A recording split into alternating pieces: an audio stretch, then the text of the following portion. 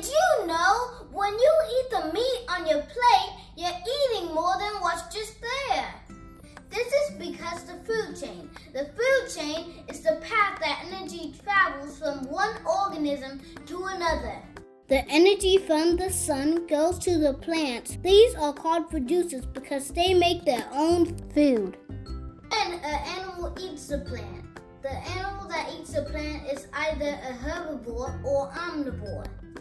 These are two types of consumers. A consumer is the animal that eats another. Then the animal eats that animal, and then the energy travels from that animal to the other. The animal that eats that animal can either be an omnivore or a carnivore. A herbivore is an animal that only eats grass or plants, like a caterpillar. It eats leaves. An omnivore is an animal that eats plants and animals, like a bear. And carnivore is an animal that only eats meat or other animals, like a wolf. Now back to the food chain. After that animal consumes the other animal, then the top predator will consume its prey. A top predator is a predator that usually doesn't have other predators, like us.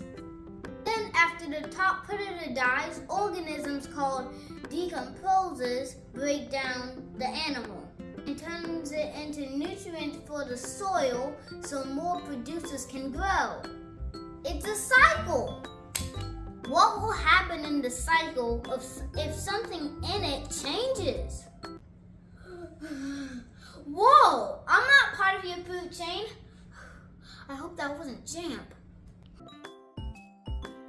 Hey everybody, today we will dissect the owl's pellets and see what they ate. Owls have two stomachs. Things they can't digest like bones or fur goes into the other stomach and they regurgitate it as a pellet. It's kind of like a cat regurgitate its fur balls. In this pellet, I found bones and a lot of fur.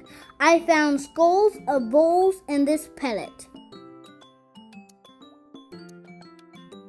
I had my family to help me with this activity. We pretended to be an owl family of 4 that lived in a habitat with voles. We learned that if the owls eat too much food, they won't have enough food for later, so they can go extinct. This can cause the plants to increase because there are no voles to eat them. No! Oh, yeah. After 6 rounds of this, I put my findings in a graph. The owl population stayed the same for a few months, but the owl population got lower when the voles population got lower. In conclusion, the food chain needs to stay balanced for the animals to stay alive. So changes in the food chain can either make it better or worse.